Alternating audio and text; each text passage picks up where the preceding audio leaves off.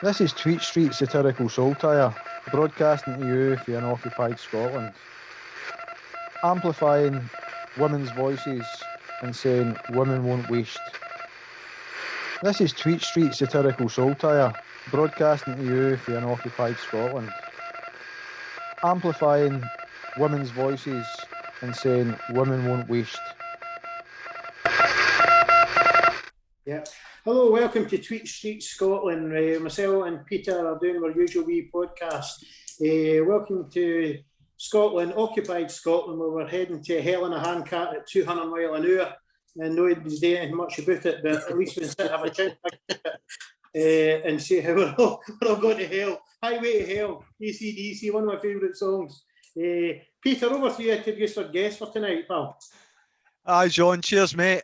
So tonight we've got two cracking guests. As I says on the Twitter release, we've got people that absolutely love Scotland and they don't necessarily need to be in Scotland. So that leads us to our first guest, Peter Young, who runs the Indie Scot News, or Scot News as you might know it on Twitter.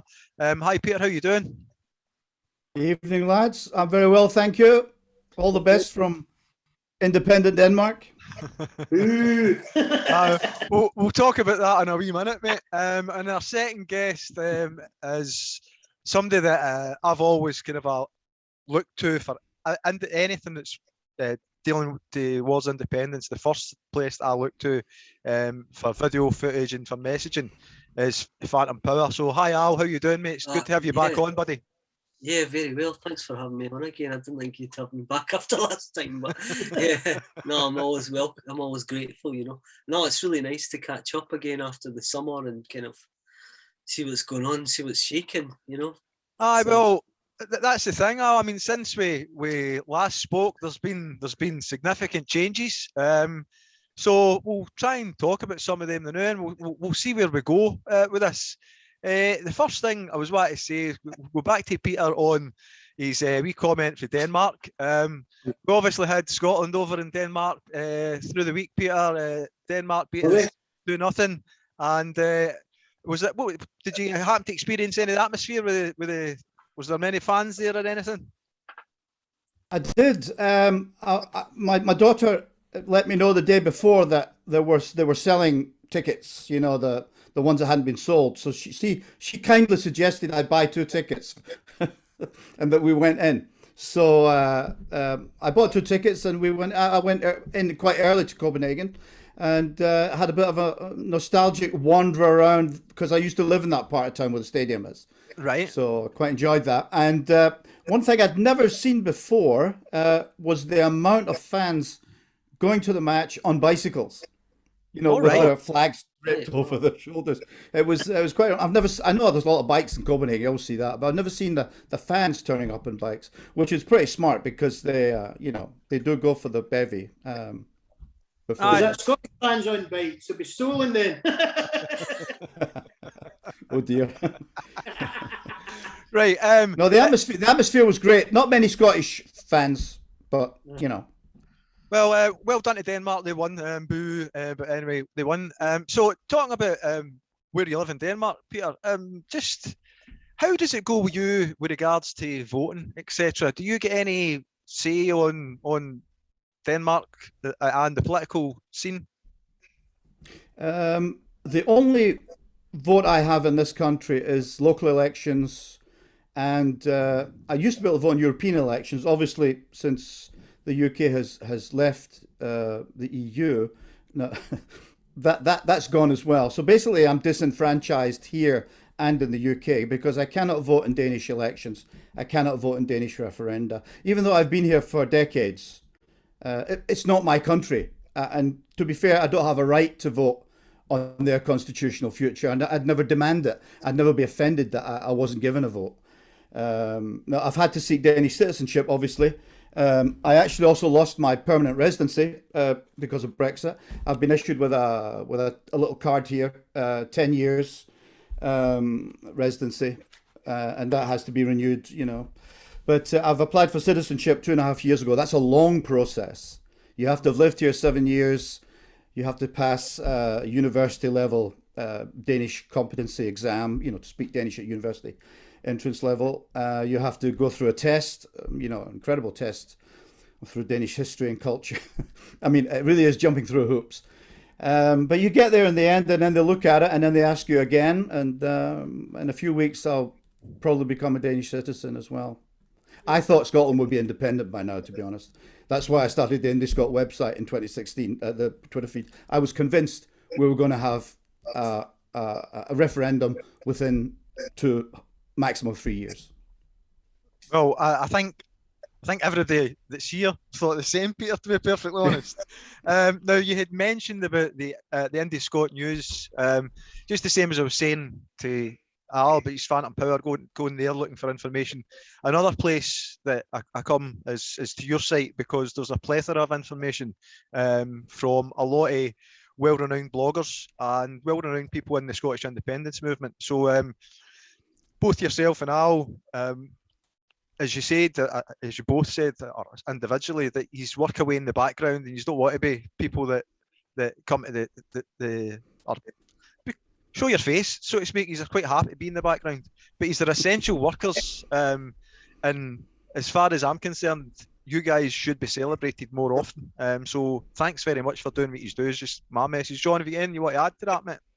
Yeah, certainly. You definitely fulfil a need, and there's a big void there, particularly on platforms like Twitter. You can reach so many people with just the right message at the right time. And political parties, even the bad ones, they don't exploit it enough. And I'd like to think that people would get on get off their own backsides and start being proactive on the indie front and start posting things and being involved in it. And that would help the indie movement a lot, because there's a lot of apathy about the moment and indifference because of the lack of inaction. So we've got to try and keep kicking it and hope the horse gets up and start moving again. Absolutely. There is a lack of action, and I just like to say I've been such a big fan of Al's work. I've never seen him. I've only heard of his I've seen his work, obviously, with Leslie. Actually, Al, you were due to come here a couple of years ago with Leslie. Yeah. Now, you didn't turn up, which is a pity, but something good came out of it. I painted the house because it needed it. Yeah. No, I mean, obviously there's it's very interesting to look at other countries, and particularly Denmark, which is, in a lot of ways, it's more similar to Scotland than obviously the Faroes or Norway or Iceland, because in terms of, its population size is much more kind of comparative. And I think what we plan to do is possible. It was more a kind of quality of life and aspect to Denmark, and how they'd see, Denmark made a massive decision back in the late 70s on the oil crisis. Instead of, once the oil crisis, when oil was, petrol prices were through the roof, they didn't, they kept them high, and they invested in stuff like wind energy and renewables all the way back then. So they have got a massive, they've got a massive lead on Scotland in that sense, and just in a lot of other ways. It just, but Scotland's got so comparatively, Scotland's got, significant resources beyond what Denmark has. So it's just interesting, always interesting to show what's possible. There's nothing innately, different about the Scots, that makes it impossible to do what Denmark's done, So it's really about controlling your own affairs. And even what was interesting in terms of the Faroes, Denmark's relationship to the Faroes, which is kind of like, you could almost compare it to UK and Scotland. Denmark is not possessive in the same way of the Faroes as Westminster seems to be of Scotland. Denmark's like, okay, if you want to go and have a referendum, you can. You believe in self-determination, which is a massive difference. Again, they're much more relaxed about their relationship with all these, former, regions where they don't have, historically they were sort of under Denmark's direct rule. So it's always interesting to kind of see can compare. But yeah, maybe try and get over some point. Yeah, I mean, it is a really good comparison. I mean, and since we're talking about Europe, what's your thoughts on? I'll do a wee screen share at the minute, guys, if you don't mind. What's your thoughts on COP26? Al, I'll come back to you first, mate. Aye, yeah. So COP26 should be interesting. Basically, this is United Nations, and it's a follow-up to, you know, Kyoto and the Paris Accord, and it's meant to make, you know, further sort of inroads into the, you know, the new green sort of world that we're meant to be striving for. But I think it's interesting in terms of Glasgow, because I think there's going to be a bit of a showdown between the UK and the Scottish government here. I mean, already Extinction Rebellion they're going to be turning up in massive numbers, so there's going to be quite a big presence here in terms of protest. You know, you wonder if Boris like overplays his hand and smothers the place in Union Jacks, whether there'll be quite a bit of a, you know, yes movement show, and you know, it could be quite an interesting sort of mix of, you know, I don't know, it could, who knows what could happen, you know, it's just, but if you've ever been to these things like, you know, like the G8 or when it was at Gleneagles, everyone's just completely boxed off, you know, everyone's for miles beyond the perimeter of these events, so they can seem quite remote in a lot of ways, and I don't know exactly what the kind of how the event's going to play out in those terms, particularly in Glasgow, where there's a lot of movement of people and stuff. So yeah, it should be interesting. But I think, like, what is Boris? You know, Boris, it's in the papers today. Boris is, you know, sort of parking his tanks on the Scottish government's lawn in a big way, you know, and with a worldwide audience. He's saying this is still part of the UK. This is still UK territory. We're in charge. Now that you've mentioned that, Al, I'm going to share a wee video before we get Peter's take on it, if you don't mind. All right, yeah, so I'll just do I'll do another wee screen share here.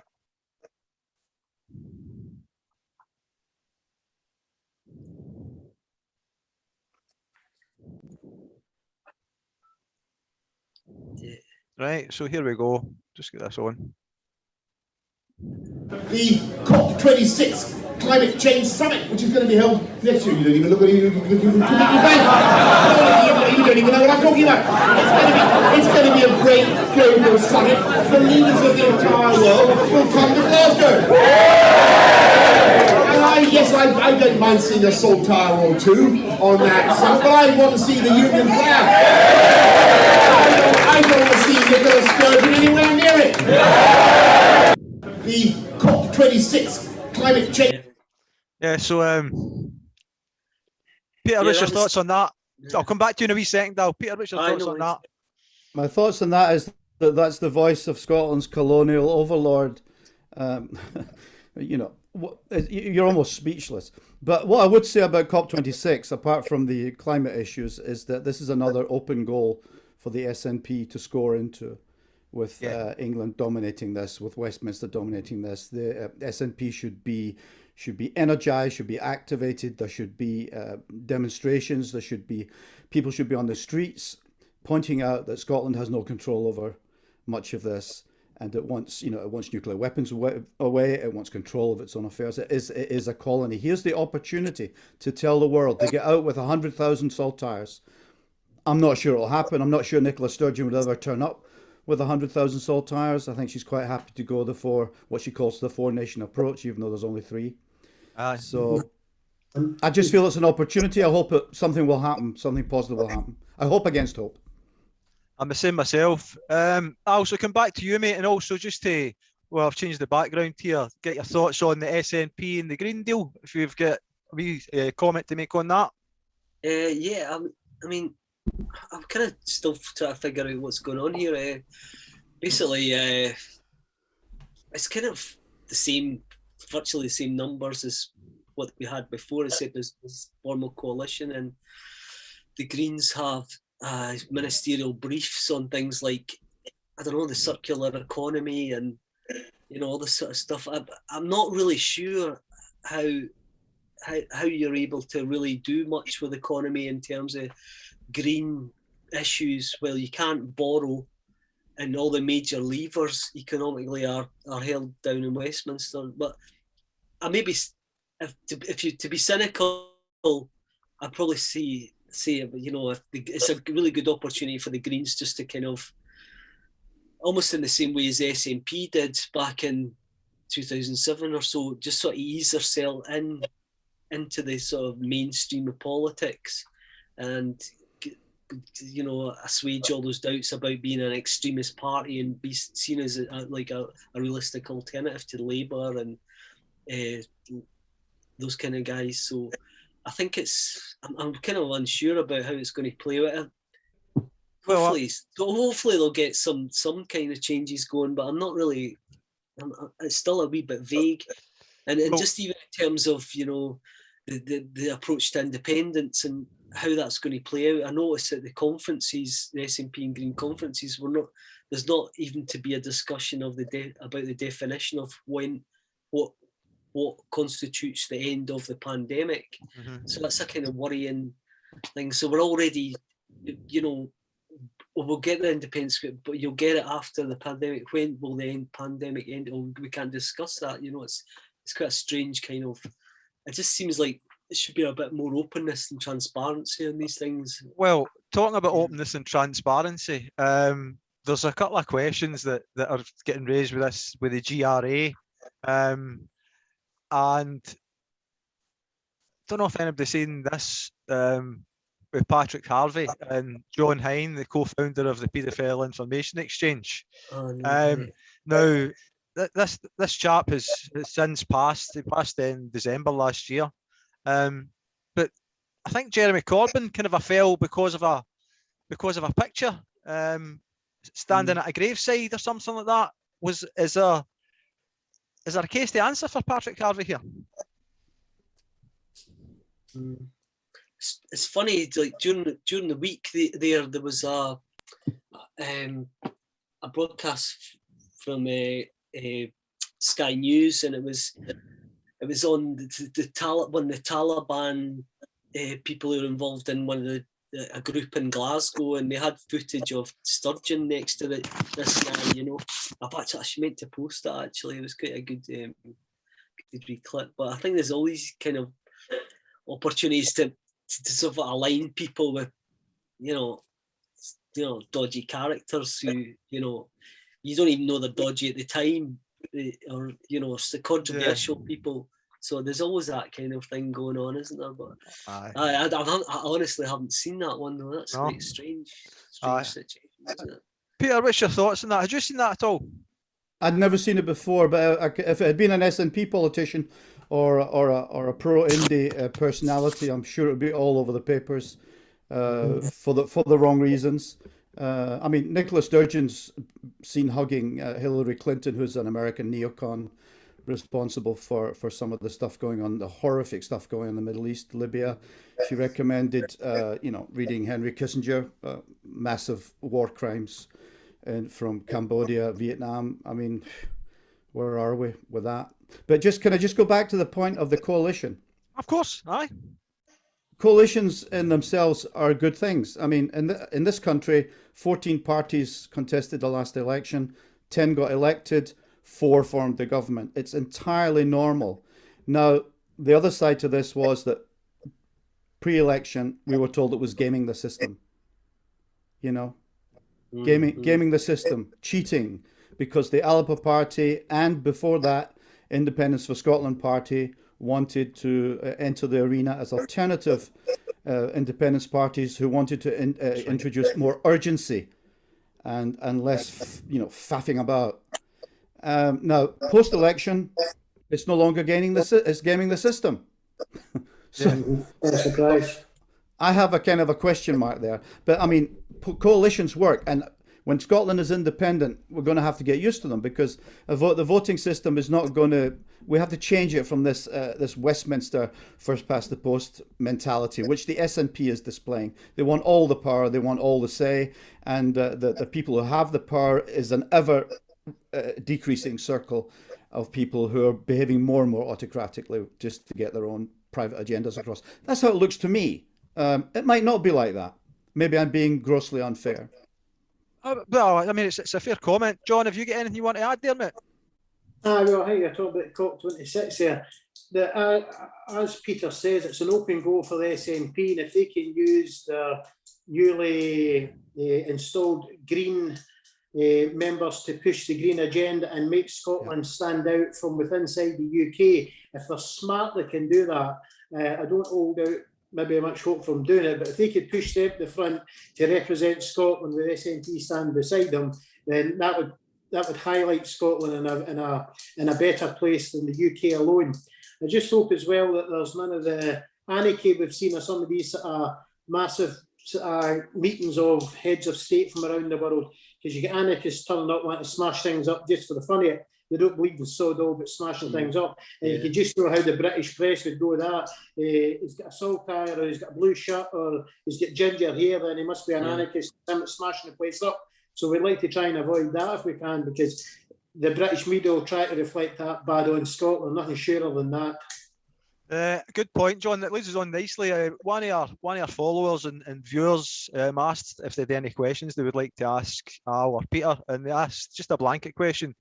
Is there any chance the SNP government can be forced into taking more immediate action on independence? The next referendum will be far too late for those on their knees now. Civil disobedience, question mark. Your thoughts on that, if you don't mind? First, Al, you first of all, mate.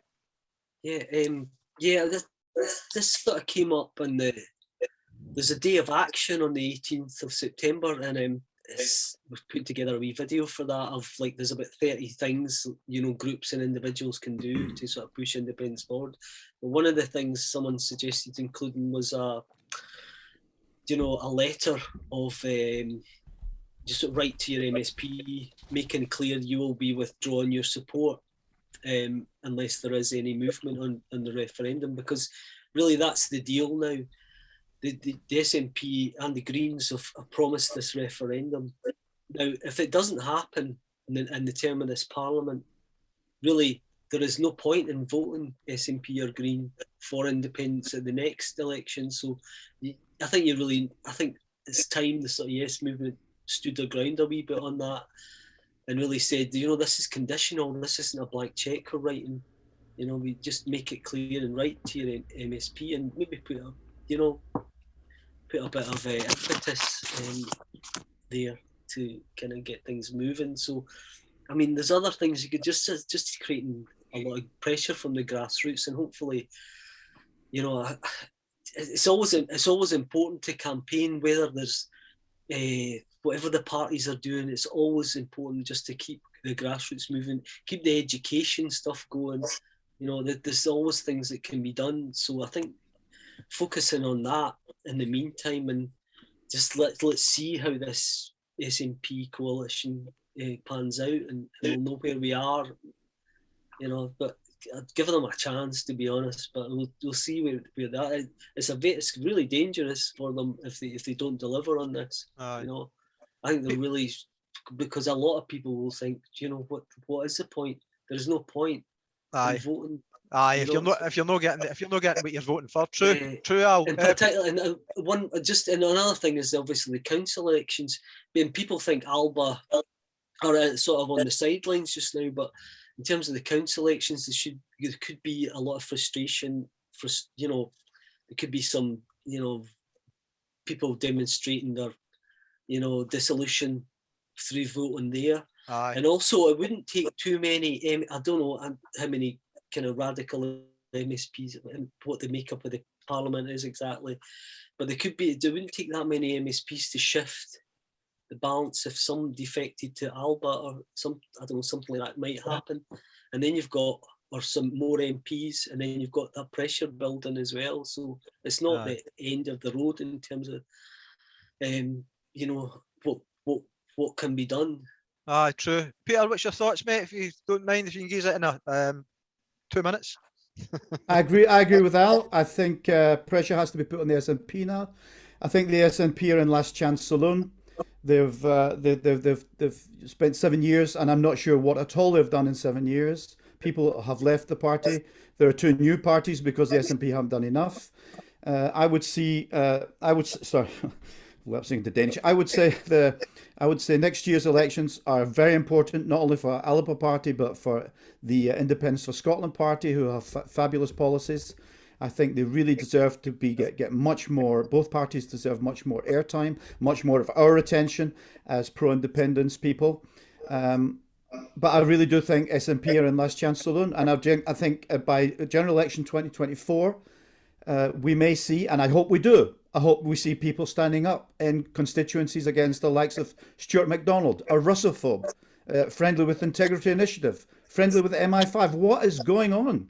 And I'd like to see people stand up and against Mary Black and Kirsty Blackman, Pete Wishart. What are these people in the SNP? What are they doing? They're doing nothing. Another thing regarding pro-indie bloggers. Think of the people who are fading out now. Unpaid activists like Indie Poster Boy, Wings has gone, Karen Kelly's gone. Others may be going. Now think, all these MPs and MSPs have a budget for comms people. I'm not entirely sure any of these comms people know how to operate any of the basic Adobe products. You know, the Adobe suite. It should be basic. I mean, my daughter's just started and she can use it all. You know, these comms people are paid. Ian Blackford, somebody put Ian Blackford's expenses up, over £200,000. Does he have a comms person who's ever put an audiogram up like Al and I do, who's put a video clip? I don't see them. No. What are these people doing? Well, the amount of money that SNP, MSPs and MPs have on their budget, it's shameful that it's up to people like us to make video clips, to make audio clips, and try and promote the cause. So it's less chance saloon, and I hope by G 2024, the Yes movement will say enough's enough. You've had your chance. Somebody else. I couldn't agree. I couldn't agree more. And John and I have spoken at length at times on our podcast. Just exactly what you're saying there, Peter. It's a case of, if it wasn't for the grassroots, would we have had all those polls in a row where there was a positive case for a positive output for independence? I don't think so, because if you go with what you see coming for the SNP, and John's is always on this one, you don't see anything from them, and it's very strange. It's as if the gravy train is carrying on down the road as long as we're going to allow it. But I'm one of these guys that looks at the. I mean, I'm very passionate about Scottish independence, like most of these are. So I take the Arbroath agreement very seriously. I look at myself as one of the 100. You know what I mean? So I'm not happy when this has gone the way it's gone. You know what I mean? Yeah. And you see what's happening to people, and you hear the stories behind the scenes of skullduggery, and it's very annoying just to have to try and sit here and keep it calm and try and put something out. John, are you feeling that? Yeah, definitely. And I've said to you before, Peter, in the past as well, the SNP have got, if you look on Twitter, the SNP have got an SNP media account. And if you look at it, it's garbage. There's nothing on it. It's boring, it's bland. There's nothing pro-independence on it. And I think the dude that's doing it's got a pay-as-you-go mobile phone, like, he's only put another £5 on it because it's nothing. And I've always accused the SNP of being utterly timid at responding to the onslaught of British media, the garbage they put out there, and the anti-Scottish bile that's put out there. And there's nobody to retort or reply to that. They just don't bother. And people have said to me in the past, oh, the SNP don't need to bother. But they do, because people just think they don't care either. Well, just on that note, right, we're coming up to the anniversary of independence under F1. So just a wee bit of something to for everybody to enjoy or not enjoy, depending on how you look at this. I remember this. Feeling will only grow. Not on. Start it for the beginning. We'll never go away. We'll always be here, and the feeling will only grow. And see, next year when the austerity cuts come in, you know what? I embrace it. Fucking let's go. The Tories, fuck us up. Give us every austerity measure. Shut the NHS. Mama will lose her job. She's fucked. She's losing her job. She's screwed. The council's fucked. We're all screwed. Screwed. And I embrace it. See all the no voters. See all the pain and the hassle you've all caused, embrace it and enjoy it, because you've caused it, no us. We tried to change, you didn't want it, that's the game. Yeah. And that's as simple as that, and I embrace it. Give us every austerity measure possible, taxes to fuck.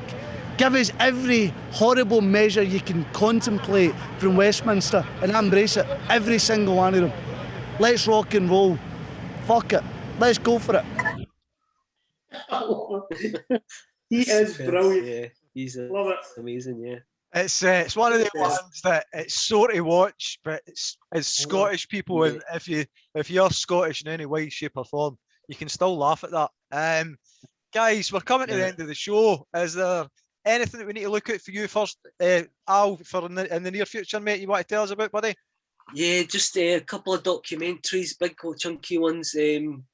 I've got some special stuff coming up for the September 18th and more in the kind of media. I'm quite interested in media education. I've been kind of writing this project for a while, but hopefully I'll get some of that out. So look out for stuff. And also, I've got a Declaration of Arbroath thing that should have went out quite a while ago that should be coming out. And just general kind of trying to get back into the groove, you know. Right. Well, look forward to seeing it. If you need any, if you obviously you don't need a hand. We're going to hook up to do something as well. We need to catch up with you about that. Yeah, yes, definitely. It's always good to see you. It's always good to hear from you. Peter, what have we got to expect to coming for you over the coming weeks and months, mate? Well, it's not so much me. As you know, the Indie Scot news site is basically is automated. I'm just hoping that a lot of the indie bloggers will get back in the game. I mean, I link up automatically with aggregator software to all the indie sites. So whenever anyone posts something, a link to it turns up on Indie Scot News. And I also have a streaming audio site. So if anybody ever wants to put audio versions of something like this up, I paid for it and it's there. You can just send me the audio file, it'll stream. So the possibilities are there. Some of us are using our own money to support the cause. And by the way, as a final comment on IndieRef 2, I don't think we should even have an IndieRef. I think we should have a confirmatory referendum. I think Nicola Sturgeon mentioned in her defeatist speech on the 31st of January 2020 that she was going to call for a constitutional body of the elected officials. It never happened. Yep. You know, Craig Murray had mentioned this years ago. You bring together the MSPs, the MPs, the elected officials, they declare an end to the Treaty of Union. The treaty has two signatories. One of us says, thank you, but that's enough. Get on with it. And then you say, you put a plan forward, as people have said, for a year or two. You say it's going to be like this. You're already speaking to EFTA. You'll be back in European trade. After 2 years, you give the people a confirmatory referendum, as they did in Norway in 1905. They declared independence from Sweden. They gave them a confirmatory referendum. The Norwegians said yes. Look at them today, the richest country in the world. They're sitting on almost $1 trillion of assets. Scotland had exactly the same resources. We're sitting with food banks and kids in poverty in my hometown. Some of it looks like a scene from Taggart in the 70s. It's ridiculous, you know. It's absolutely ridiculous. Thanks very much, Peter. That's a great summation. So to leave it on rags or riches, a typical Scottish story. Thank you to Al for Phantom Power. Thanks to Peter for Indie Scot News. John, final word, mate. You want to say good night, real quick? Yeah, guys, it's very interesting speaking to you and hearing your knowledge and your enthusiasm still. So thank you very much. Peter, thank you as well. Right, guys, thanks very much. Good night for everybody at Tweet Street Scotland Occupied. Good night. Hi, so a couple of wee messages just to put out. A wee update on James S's. He has been back in touch with us. His fundraiser has reached its target, and he's concentrating on trying to deal with the issues that he had to raise the fundraiser for. But he did say that he hasn't closed the door to a future appearance. He's just busy doing other things at the moment, so we wish him well. Another wee thing, if you follow anybody, if you're interested in Scottish history at all, a great wee follow is, I'll do a wee screen share here. It's Clem Fandango. Absolutely magic for wee stories, great detail, some pictures, plenty there. Give him a wee follow. Some really informative stuff. So that's Clem Fandango.